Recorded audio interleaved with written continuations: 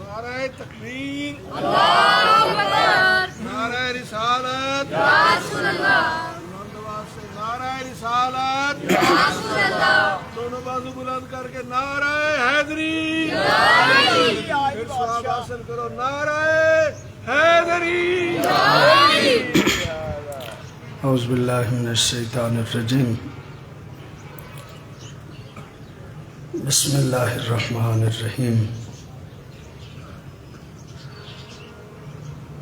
الحمد للہ الواحد الاحد الفرد الصمد الذی لم یلد ولم یولد ولم یکن لہ کفوا احد، والصلاة والسلام علی اول العدد العبد المؤید والرسول المسدد المصطفى الامجد المحمود الاحمد حبیب الہ العالمین ابی الزہراء محمد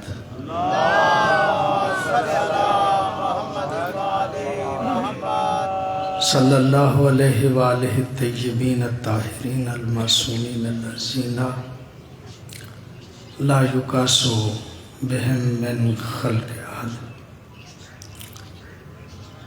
ولعنت الدائمۃ علی اعدائہم من یوم العداوۃ الی یوم الدین۔ اما بعد، فقد قال اللہ تبارک و تعالی فی کتابہ الحکیم، بسم اللہ الرحمن الرحیم، یا ایہا الذین آمنوا کتب علیکم الصیام کما کتب علی الذین من قبلکم لعلکم تتقون۔ درود پڑھیے گا بابا سے۔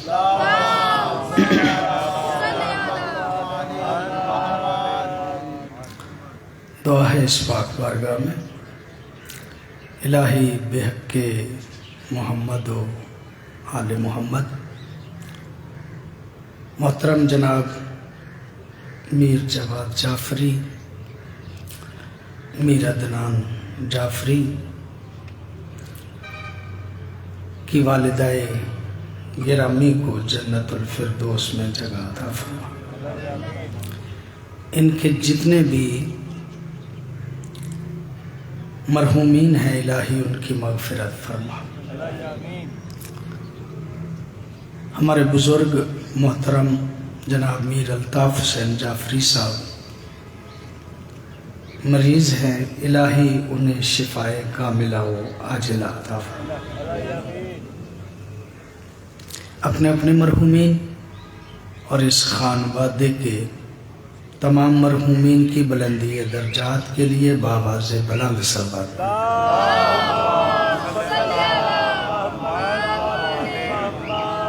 تقریباً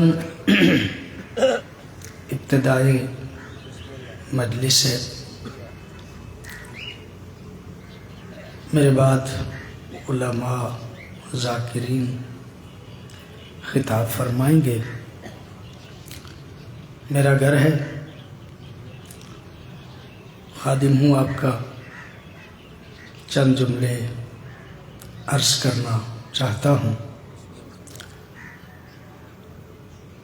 آج 23 مارچ اور میں سمجھتا ہوں کہ 23 مارچ کے بارے میں اگر 2 جملے نہ عرض کروں تو حق ادا نہیں ہوگا۔ 23 مارچ یوم پاکستان کہا جاتا ہے۔ چھٹی تو ہم سارے ہی مناتے ہیں، انجوائے کرتے ہیں، لیکن شاید ہمیں پتہ نہیں کہ چھٹی کی وجہ کیا ہے۔ جو بزرگان ہیں وہ تو جانتے ہیں، عزیزوں کے لیے، بچوں کے لیے عرض کرنا چاہ رہا ہوں کہ یہ ملک جو اس وقت ہندوستان تھا، اس پہ حکومت برطانیہ کی تھی،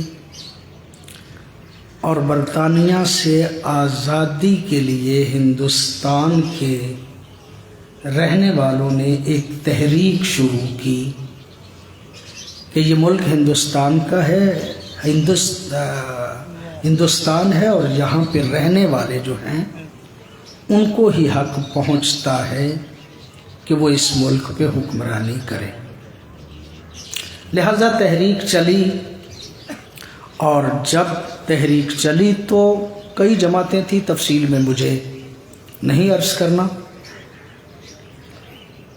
کانگریس والے کہتے تھے کہ برطانیہ سے آزادی مل جائے اور ہماری حکومت قائم ہو جائے۔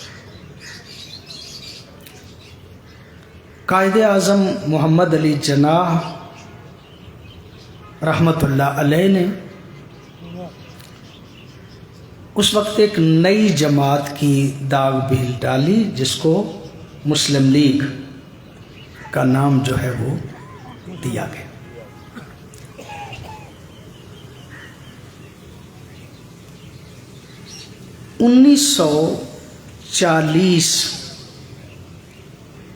تیئیس مارچ 1940 منٹو پارک میں لاہور میں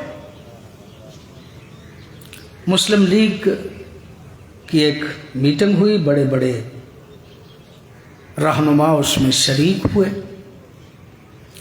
اس میں یہ قرارداد پیش کی گئی، یعنی پاکستان کے بننے سے 7 سال پہلے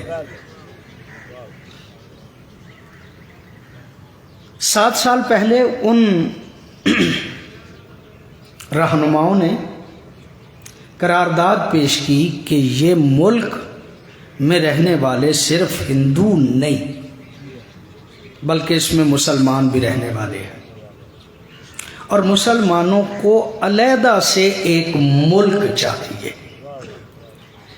یہ اس دور میں جب ابھی پاکستان نہیں تھا، تو پاکستان کے لیے علیحدہ ملک کے تصور کے لیے قرارداد منٹو پارک میں 23 مارچ کو پیش کی گئی، جسے قرارداد لاہور بھی کہا جاتا ہے، قرارداد مقاصد بھی کہا جاتا ہے، اور قرارداد پاکستان بھی کہا جاتا ہے۔ یعنی پہلی مرتبہ 1940 میں یہ مسلمانوں نے مل کے تصور پیش کیا کہ اس ملک یعنی جو اس وقت ہندوستان تھا، یہاں پہ مسلمانوں کے لیے ایک علیحدہ سے وطن ہونا چاہیے۔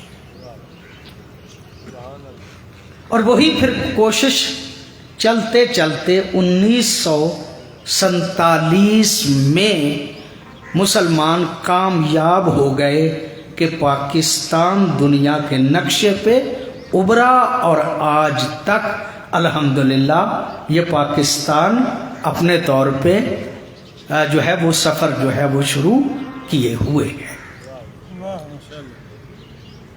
23 مارچ 1956 میں ہی پاکستان کا آئین جو ہے وہ بنایا گیا تھا۔ گھبرا تو نہیں گئے آپ سے؟ مجلس سے ہٹ کے شاید آپ محسوس کر رہے ہوں گے، لیکن میں سمجھتا ہوں کہ آج کے اس دن کے عنوان سے یہ بیان کرنا بڑا ضروری تھا مجھ جیسے بندے کے لیے کہ جو بڑے ابتدا میں اور آپ کا خادم۔ یعنی 23 مارچ جس کو ہم یوم پاکستان قرار دیتے ہیں، یہ در حقیقت اس قرارداد کا نام ہے کہ جو منٹو پارک لاہور میں پاکستان کے ابتدائی تصور کی قرارداد پیش کی گئی تھی۔ اس قرارداد والے دن 23 مارچ تھا۔ ہمارے محترم میر الطاف حسین جعفری صاحب نے بھی اسی 23 مارچ کو اپنے ہاں مجلس عزا کا اہتمام کیا تھا۔ بڑی نوازش، بڑی مہربانی، آپ نے توجہ فرمائی۔ اور یہ مجلس بھی ظاہراً 87 میں یہاں پہ حاضر ہوا، اور مجھ سے بھی پہلے سے یہ مجلس جو ہے وہ جاری و ساری ہے، اور الحمدللہ ویسے تو آزاداری پتہ نہیں کب سے ہے، اور یقیناً قیامت تک قائم رہے گی۔ بڑی مہربانی آپ کی، یہ ابتدائی سی بات ہے۔ اور اتفاق کہ یہ 23 مارچ اب ماہ مبارک میں آ گئی، یعنی رمضان، اور یہ شرف کہ آج کی یہ مجلس ہم ماہ مبارک میں سن رہے ہیں اور کر رہے ہیں اس مجلس کو، اسی لیے میں نے قرآن حکیم کی وہ معروف آیت کریمہ جو ماہ مبارک کے بارے میں ہے اسی کو عنوان کلام قرار دیا۔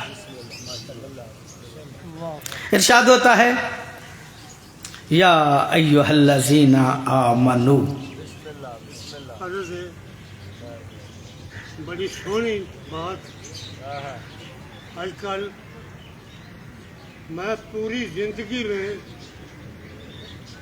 103 سال زندگی ہو گئی ہے۔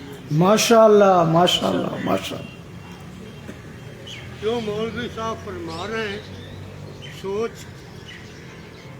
اس وقت میں انہیں بچیاں میں ماشاءاللہ سوچ ہوئی، جی ماشاءاللہ۔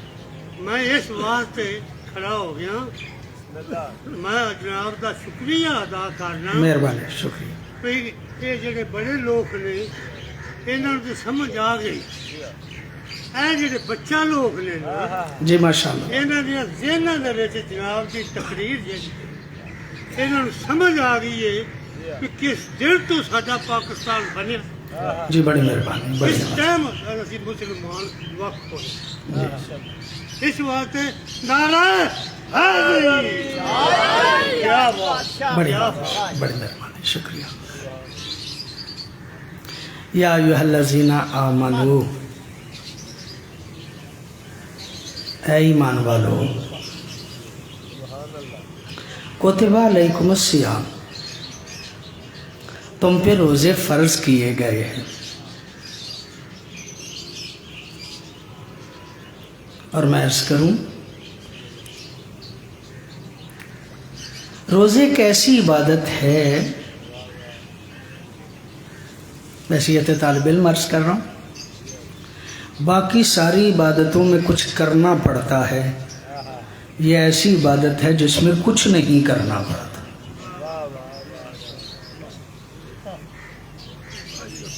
یعنی روزہ کیا ہے؟ کرنا کچھ، نماز میں کچھ کرنا ہے، روزے میں کرنا کچھ نہیں۔ اور روزہ کہتے کسے؟ ایک مخصوص وقت سے، یہ لفظ جان بوجھ کے استعمال کر رہا ہوں، ایک مخصوص وقت سے ایک مخصوص وقت تک وہ چیزیں جو عام طور پہ حلال ہیں، وہ عام طور پہ جو حلال ہیں ان کو بھی ایک مخصوص وقت سے مخصوص وقت تک صرف اس لیے کہ اپنے رب کو راضی کیا جائے، ان سے منع ہو جانے کا نام روزہ ہے۔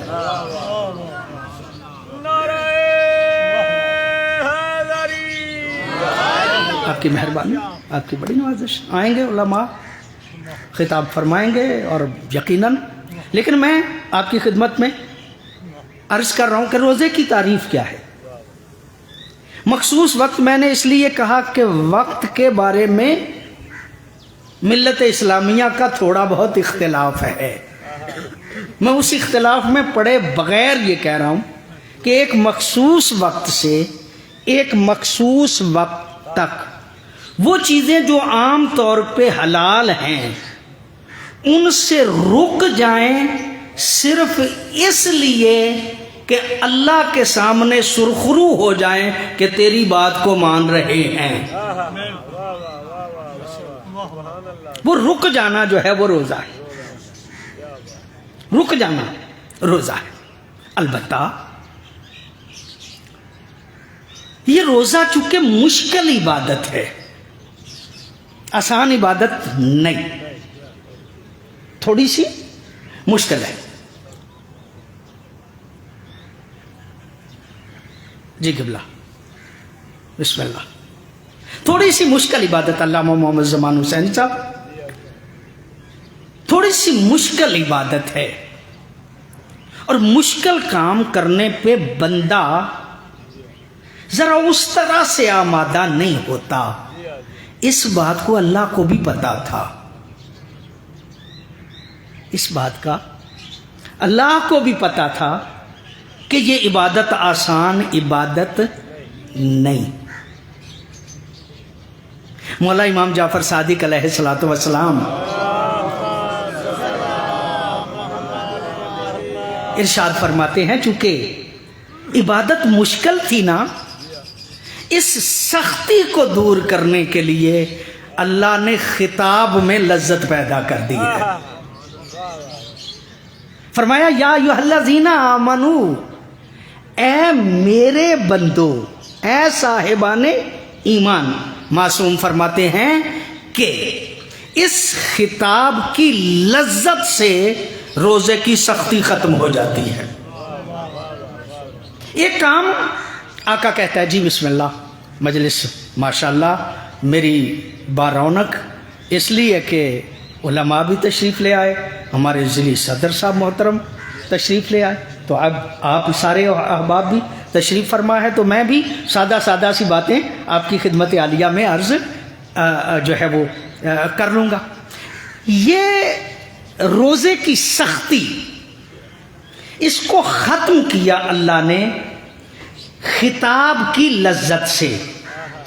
اگر کوئی حاکم ہو، مولا ہو، آقا ہو، وہ اپنے کسی غلام کو اگر حکم دے تو وہ درست لہجے میں، سخت لہجے میں بھی کرے تو بات تو اس کی مانی جائے گی، لیکن اگر نرمی سے کرے تو غلام جو ہے وہ ذرا اپنے دل سے کام کرتا ہے،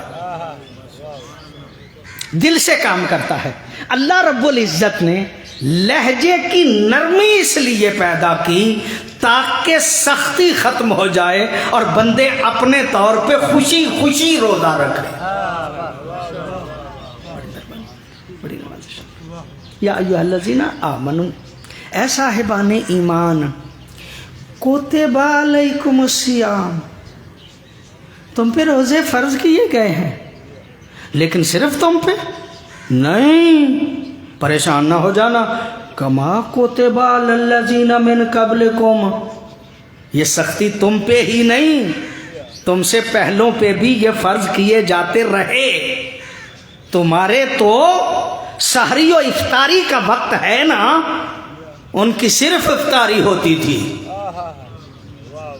پہلی امتوں کا روزہ افطاری ہوتی تھی، پھر سحری کا وقت نہیں ملتا تھا. تمہیں سحری کا وقت بھی ہے، افطاری کا وقت بھی ہے، اور یہ ہے ایسے ہی جیسے پہلوں پہ بھی روزے فرض کیے گئے تھے، تم پہ بھی فرض کر دیے گئے. اچھا تم پہ جو فرض کر دیے گئے تو کیا میرا کوئی ذاتی فائدہ ہے؟ کیا اللہ رب العزت کا فائدہ؟ آپ سارے روزہ نہ رکھیں تو کیا اللہ کی الوہیت کو کوئی فرق پڑتا؟ آپ سارے رکھ لیں تو کیا اللہ بڑا ہو جاتا ہے؟ آپ سارے کے سارے روزے نہ رکھیں تب بھی وہ اللہ ہے. آپ سارے رکھ لیں تب بھی وہ اللہ ہے. یعنی آپ کے رکھنے اور نہ رکھنے سے اس کی الوہیت میں کوئی فرق نہیں پڑتا. اچھا کیوں روزے اس نے فرض کیے؟ کیا وہ ان روزوں کے رکھنے کا کی طرف محتاج تھا کہ سارے بندے روزہ رکھیں؟ وہ کیا محتاج تھا؟ اگر محتاج ہوتا تو اللہ نہیں ہو سکتا تھا، محتاج تو اللہ ہوتا ہی نہیں۔ اچھا، کیا روزوں میں اس کی کوئی غرض تھی؟ اگر غرض تھی تو پھر سوچنا پڑے گا کہ وہ غرض اس کی طرف جاتی ہے یا کسی اور کی طرف جاتی ہے۔ اس بات کو ہمارے علماء نے حل کیا، وہ فرماتے ہیں اس کی غرض ہے، اللہ بے مقصد کام نہیں کرتا، لیکن اس کی غرض اس کی طرف نہیں جاتی، ہماری طرف جاتی ہے۔ یعنی اللہ چاہتا یہ تھا کہ روزے رکھو لعلکم تتقون، تاکہ میں پہچان لوں کہ تم میں سے کون عظمت کے درجوں پہ فائز ہو جاتا ہے۔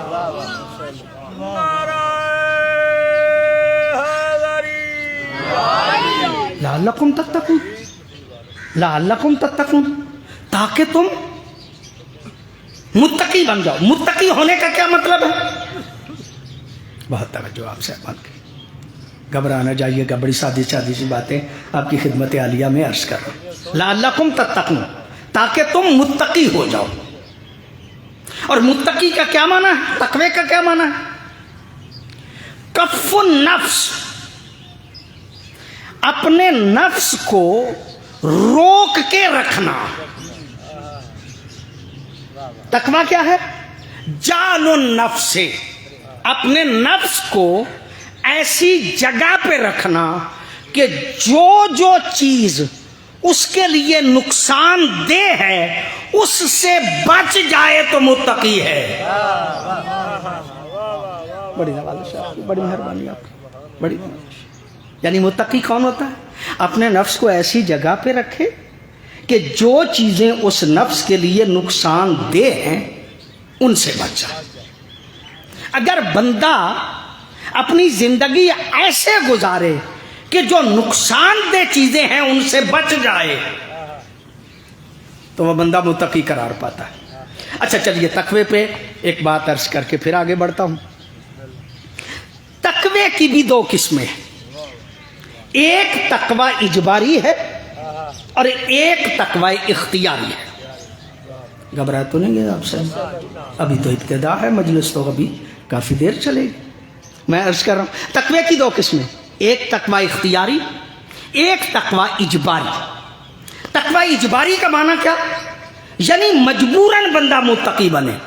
مثلا بعض بندے اپنے آپ کو متقی قرار دیتے ہیں اور تقوی کی وجہ سے وہ کہتے ہیں گھر سے ہی نہیں نکلیں گے، گھر میں رہیں گے، نہ گناہ کا موقع ملے گا، نہ گناہ کریں گے، ہم متقی قرار پا جائیں گے۔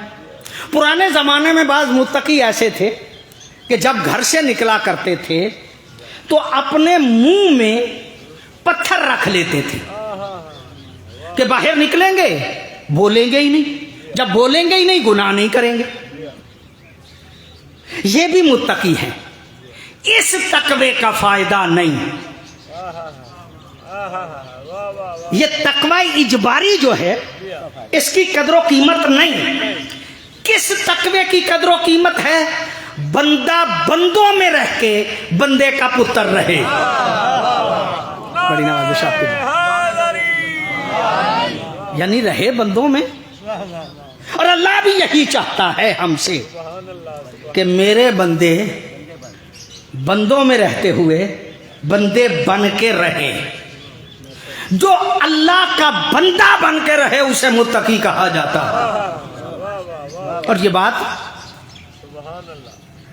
ایک بزرگ عالم دین سے، میرے استاد گھرانے سے ان کا تعلق تھا، جناب علامہ حافظ سید محمد حسنین نقوی صاحب، بہت معروف مصائب خان تھے، آپ میں سے لوگ جانتے ہوں گے۔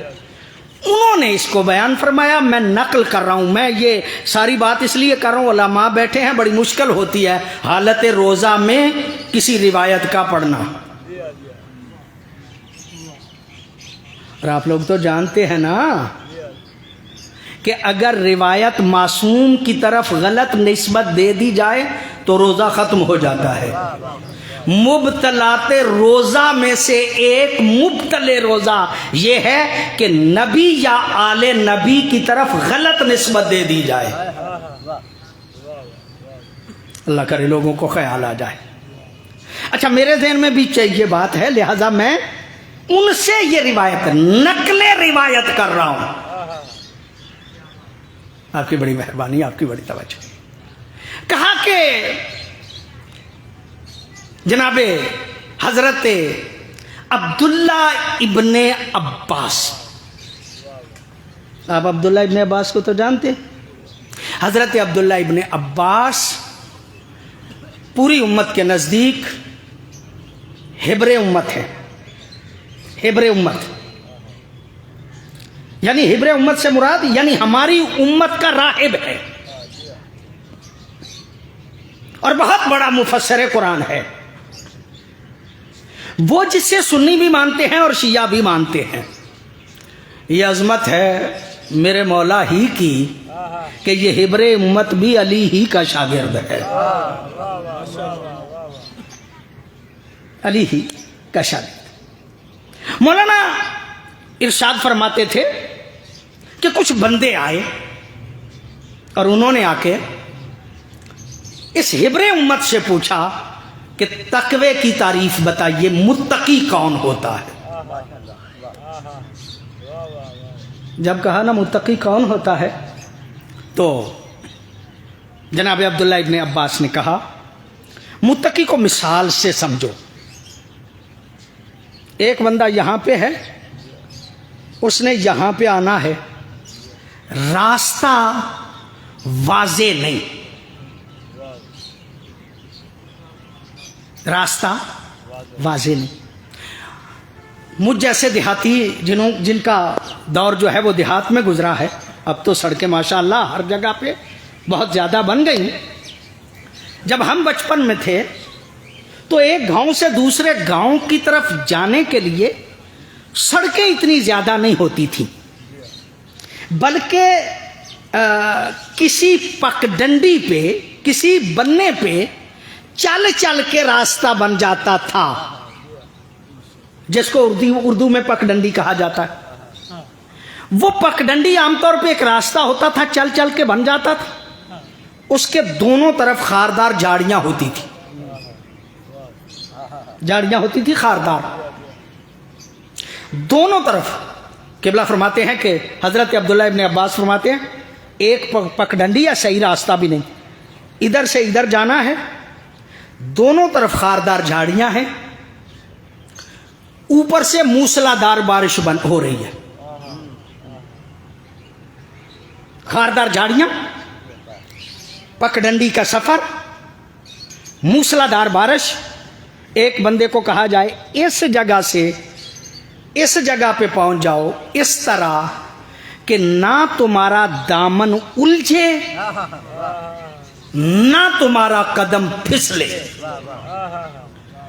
اگر کوئی بندہ بغیر قدم کے پھسلے، بغیر دامن کے الجھے، اس جگہ سے اس جگہ یعنی اس دنیا سے آخرت تک ایسے ہی بچ بچا کے گزر جائے تو وہ متقی قرار پاتا ہے.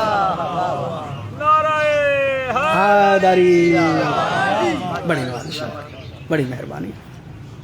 لو آپ نے تو نعرہ لگا دیا، آپ کی بڑی مہربانی، آپ کی بڑی نوازش. جو بندے پوچھنے گئے تھے پریشان ہو گئے. کہا متقی کی اگر یہ تعریف ہے تو اس پہ تو ہم پورے نہیں آتے، اس لیے کہ جا رہے ہیں، خاردار جھاڑی ہے، موسلادھار بارش ہے، قدم پھسل بھی سکتا ہے، کسی دامن جو ہے وہ کسی جھاڑی میں الجھ بھی سکتا. اگر الجھ گیا تو ہم متقی نہیں، اگر پاؤں پھسل گیا تو ہم متقی نہیں. اور اگر متقی نہ ہوئے تو اذان میں ہم تو ہر روز اعلان کرتے ہیں کہ اشہد ان امیر المومنین و امام المتقین. علی مومنوں کے امیر ہیں اور متقیوں کے امام ہیں. تو اس کا مطلب یہ ہے کہ متقیوں کے امام ہیں نا اگر قدم پھسل گیا تو متقی نہیں رہے تو علی کو امام کیسے قرار دیں؟ پھر تو ہم میں تقوی نہیں رہے گا، پریشان ہو گئے۔ جناب علامہ حافظ سید محمد حسنین نقوی صاحب فرماتے ہیں پریشانی کے عالم میں وہ چلتے چلتے مشکل کشا کے پاس پہنچ گئے۔ مولا آپ کے شاگرد نے تعریف بیان کی، اس تعریف پہ ہم پورے اترتے ہی نہیں۔ جب ہم جاتے ہیں ہو سکتا ہے پھسل جائے، ہو سکتا ہے دامن الجھ جائے، متقی نہیں رہیں گے، پھر آپ کو امام کیسے مانیں گے؟ کہا میرے شاگرد نے جو تعریف کی وہ صحیح ہے، لیکن مشکل کشا کے دروازے پہ آئے ہو نا، چلو تمہاری مشکل آسان کر دیتا۔ بڑی نواز شاید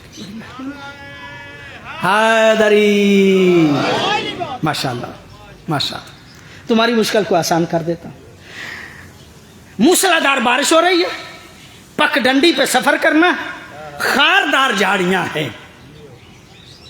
عبداللہ ابن عباس نے کہا دامن الجھے بھی نہ، پاؤں پھسلے بھی نہ۔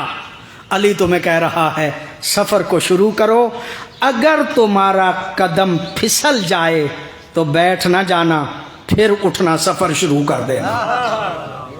اگر دامن الجھ جائے تو رک نہ جانا، چھڑانا، پھر سفر شروع کرنا۔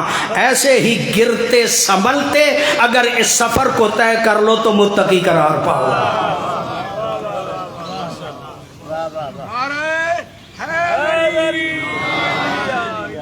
بڑی مہربانی۔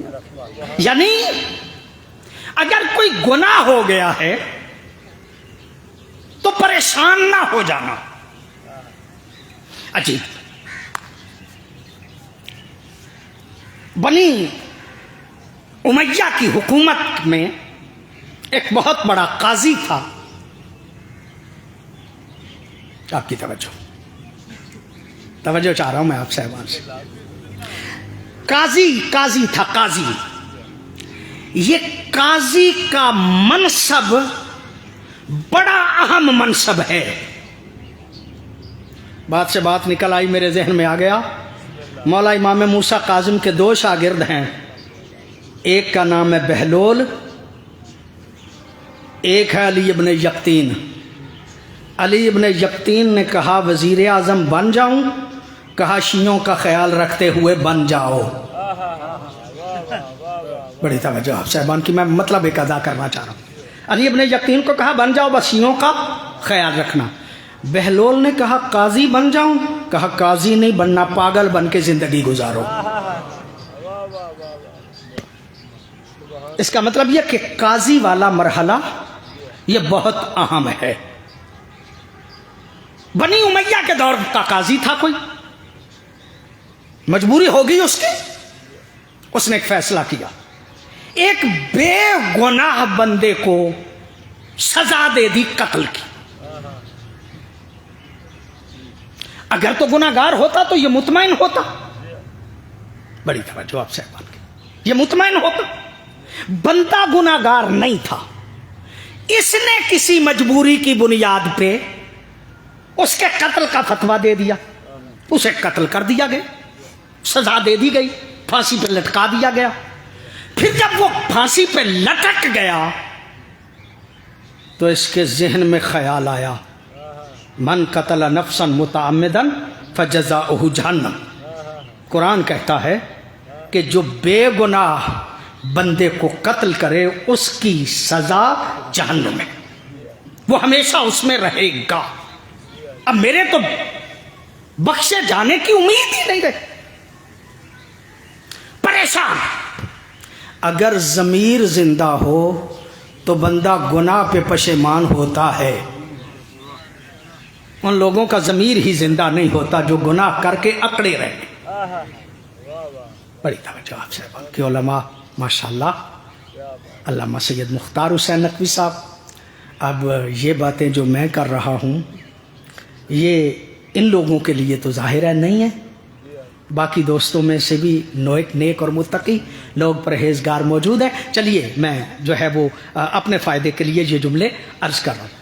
اس دفعہ بھی جب ہم عمرے پہ تھے تو یہ واقعہ وہاں پہ دہرایا گیا، اور اس کی نوک پلک ہم نے وہاں پہ سواری تھی جو میں آپ کی خدمت میں عرض کر رہا ہوں۔ یہ محسوس کرتے اب میرے بخشے جانے کی امید نہیں رہی، پریشان ہو گیا، سوچنے لگا کیا کروں، آخرت خراب کر بیٹھا۔ میں کہہ رہا ہوں اچھا بندہ ہے کہ جو آخرت کے خراب ہونے کے ڈر سے پریشان ہے۔ یہاں تو بڑے بندے ہیں، آخرت بھی خراب ہے، مطمئن بھی بڑے ہیں، مطمئن بھی بڑے ہیں، یہ پریشان گھر میں بیٹھا ہے، لیٹا ہے، سوچتا رہتا۔ آخر اس نے بولنا چھوڑ دیا، کہتے ہیں نا چپ لگ گئی اسے۔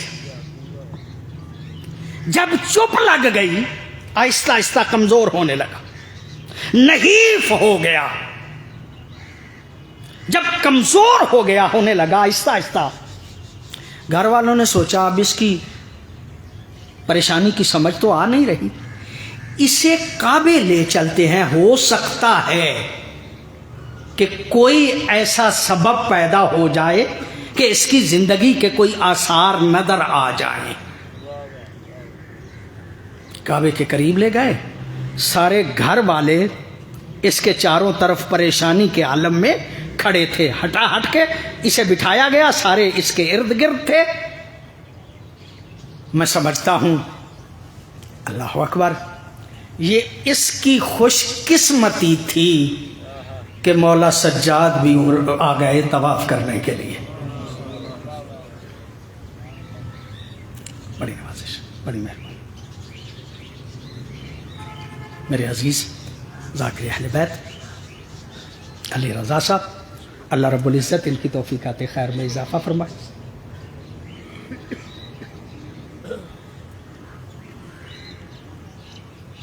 گھر والے پریشان ہیں، اس کو کعبے کے پاس بٹھایا ہے، چپ لگ گئی ہے اسے۔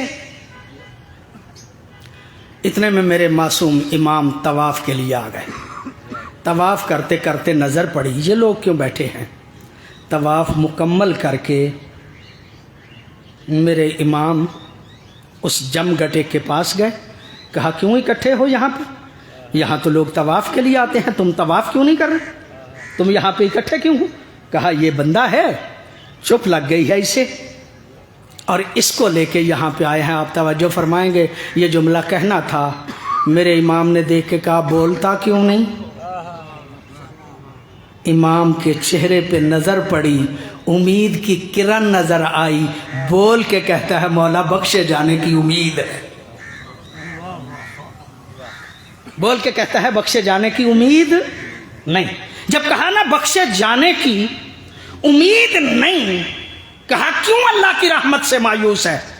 اللہ نے تو قرآن میں کہا ہے مایوس نہ ہو، تیرا اللہ کی رحمت سے مایوس ہو جانا اس گناہ سے بڑا گناہ ہے۔ بڑی نوازش آپ کی، بڑی مہربانی آپ کی، آپ نے توجہ فرما دی۔ عزیز آ گئے ہیں، بات کو میں مکمل کرتا ہوں۔ تیرا یہ مایوس ہو جانا اس گناہ سے بھی بڑا گناہ ہے۔ کہا مولا پھر کیا کروں؟ قتل عمد کر بیٹھا ہوں۔ کہا جاؤ اس کے گھر والوں سے جا کے معافی مانگو، ان کو دیات دو، معافی مانگو، اللہ کریم ذات ہے تمہیں معاف کر دے۔ کیا بڑی کوشش کی ہے، بڑی منتیں کی ہیں، وہ بڑے سخت ہیں، وہ کہتے ہیں ہم تمہیں معاف نہیں کریں گے، تو نے قاضی ہو کے ہمارے بندے کو قتل کر دیا، تمہیں معاف نہیں کریں گے، بڑی منتیں کی ہیں۔ معصوم کہتے ہیں پھر بھی مایوس نہ ہو، رات کے اندھیرے میں ان کے گھر کی دیوار سے دیعت اندر پھینک کے اللہ کی بارگاہ میں توبہ کر، ہو سکتا ہے اللہ تمہیں معاف کر دے۔ اللہ کی رحمت سے نا امید نہیں ہونا چاہیے، مایوس نہیں ہونا چاہیے۔ ماہ مبارک ہے، ماہ مبارک ہے،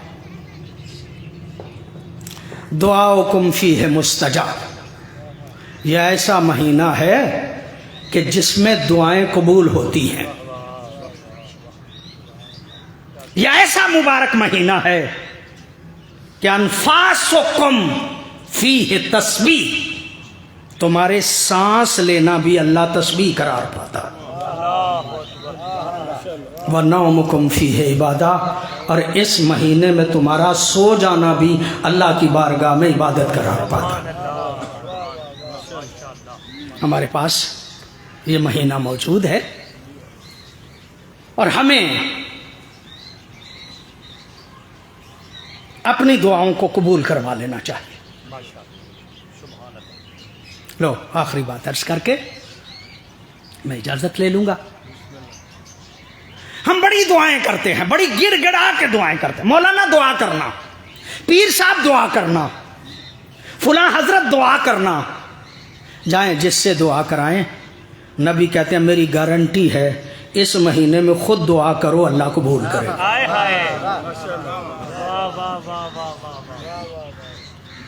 دعا کرو اللہ قبول کرے۔ لیکن ہم دعائیں کرتے ہیں پھر بھی دعائیں قبول نہیں ہوتی، اس کی بڑی وجوہات ہیں۔ لو ایک حدیث مولا امام جعفر صادق علیہ الصلوۃ والسلام،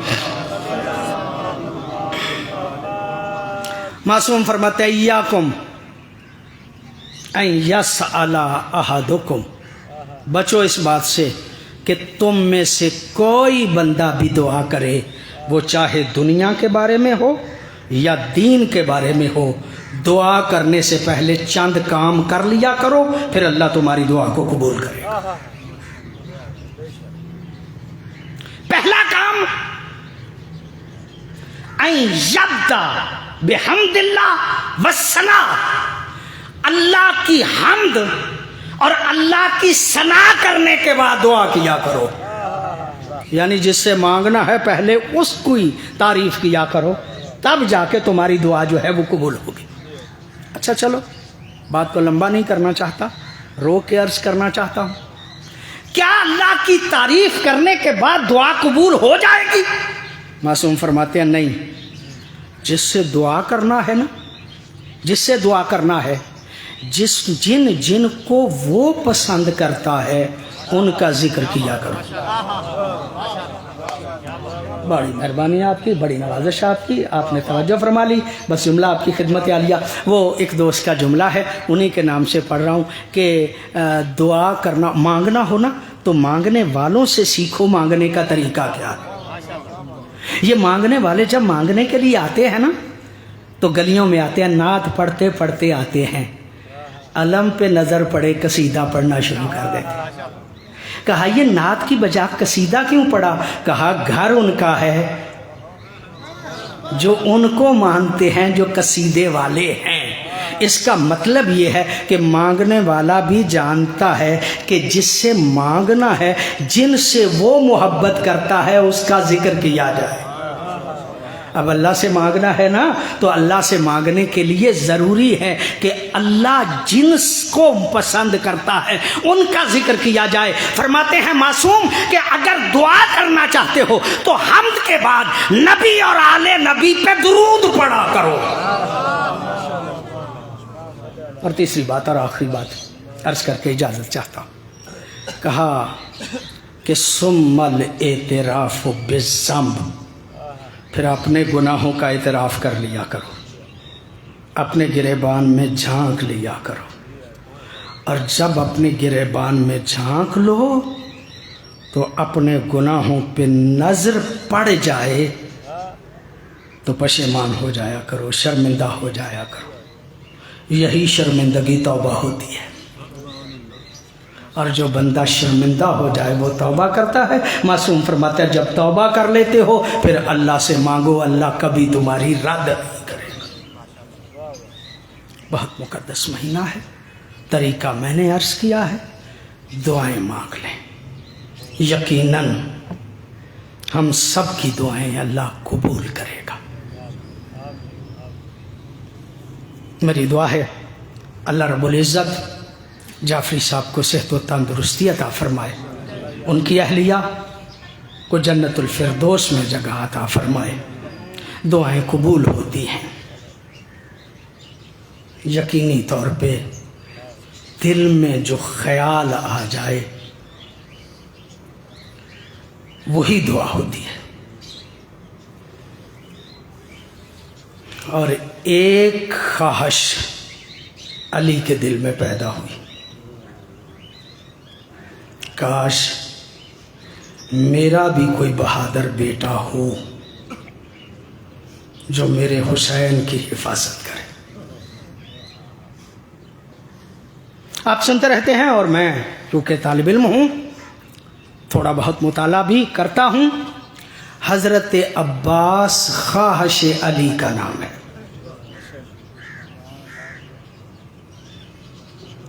خواہش علی کا نام ہے عباس. بس آپ کی توجہ ہو گئی. میں اتنا عرض کرنا چاہتا ہوں، اسی لیے سرکار مولا کائنات نے اپنے بھائی کو کہا تھا، بھائی عقیل تم نصاب عرب ہو،